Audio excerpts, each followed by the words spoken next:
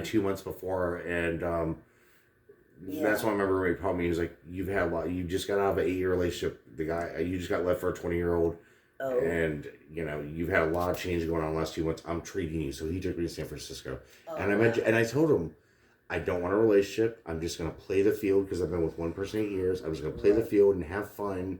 Yeah. And I met Jason the first day. Wow. And cool. This is weirder. Because you didn't get your time, huh? This is the weirdest part of it. Our date that we said we didn't meet me 29th, but it was like 4 days later. We were standing on a corner, and I was like, I really, really like you. Yeah. And if you didn't live in Vegas, I don't think it'd be a problem, but you probably don't want to date me because I'm in Houston, and I would really like to be with you and make this work and make long distance and be monogamous with each other. If you're okay with that. I was like, if you're not, just tell me that and we can just talk and do whatever if we ever meet up. He said, no, I would love to see about just dating you only. No sex anymore with anybody else. No, I will cut off the one guy I'm talking to. I was like, whoa, you're with someone? He was like, not anymore, really. It's been fading off for last year. Right. And that was May 29th. Wow. My ex's birthday that I left him is May 29th. Oh, wow. So I took That's a big sign. Yeah, so you got it. 11 years now. I moved September 19th to Vegas, so it's been 11 years now. So I'm just very lucky, so I won't mess it up. I'm not ever going to cheat. I'm not going to mess this up. Yeah. But it all started with a sign with a sock monkey. The sock monkeys. Yeah. And you saw it in my bathroom. Yeah. And it almost made you cry. And that's why I have this kind of joke. That's why I was like, oh my god, the sock monkey. And that's He barreled out of the bathroom. Maybe I can sit up on my back.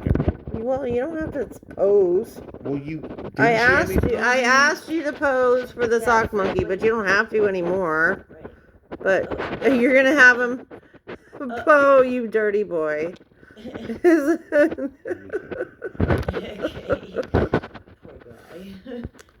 I will say the only nice thing Lucifer did two things. I call him Lucifer, my ex. Oh. I busted him sleeping with a 20-year-old in my bed. Oh. When I was at work. He left the pictures on his phone and I discovered it. And I moved out 4 days later. Oh, yeah. After 8 years. I was like, you've cheated on me numerous times, but you've never brought someone into our house on my bed.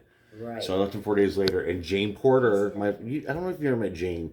Jane and someone else, I forget who it was, had to make me be nicer because I literally took everything and I was taking the not the blinds, but I was taking the curtains, everything, the sheets, every sheet, every towel, because I bought all those over the years. Even though he made $125,000, I was the one buying everything because I was making about 90. So that's how I met Jason. Well, kind of, because my partner had an abusive boyfriend. Not my partner, my best friend had an abusive boyfriend, very physically abusive. Physically. Yeah. I'd have to intervene at fights. And we got kicked out of the cab a block away from the bar we walked into. And the only reason we went in the bar is because it's San Francisco at night. You're going to go to the bars. Have you been to San Francisco? Mm-hmm. Yeah, you know how cold it is. Yeah, my brother used to live out there and I'd go visit. Yeah, it was May, so it was really cold. Yeah. And we walked in and they were still fighting. They got in a bigger fight because I caught his eye and he caught my eye. And I was like, ooh, he's cute. Oh. But the guy he was with, his friend, this is degree separation. 6 degrees of separation. What is that? The guy, someone that knows someone. Oh, the guy that Jason was hanging out with was having an affair with my best friend's boyfriend. Which is really weird. That's the degree of separation. And they were fighting, and I had just bought 3 shots, and obviously they weren't in the mood for shots. And I was sitting alone for 15 minutes, and Jason and I kept staring at Starbucks bar, and I had a hat on, and I finally looked at him, and I went, and he went, me? And I shook my head, yes, and he goes, what? And I went, like that, come over here, and he was like, and I was like, and he came over, and we did shots. Yeah, and then we did the shots, and that's how we started talking. Yeah. But I went in intention of not wanting a relationship at all, and that's when I found it. Yeah, that's where I've been at. Micah was fun to date, but he was ugly. You even told me, you were like, I told you that you were. You got to tell her the breakup story. My Woodland drive, the Woodland drive back home, the marriage. We went to a wedding. I can't be with someone that's not. But he was a nice person. But someone told him, some guy that I worked with in a gay bookstore, not like that type of bookstore. Right. It was like a gay, like they sell wedding rings and a coffee shop and all that. Cool. someone told him that I worked with, I didn't get along with. Yeah.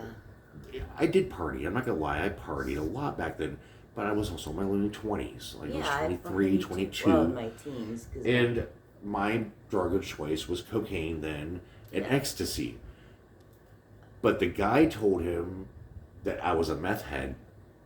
And he believed the guy and never asked me. And he broke up with me because of that. Oh my God, that's terrible. Yeah, because I paid for all of our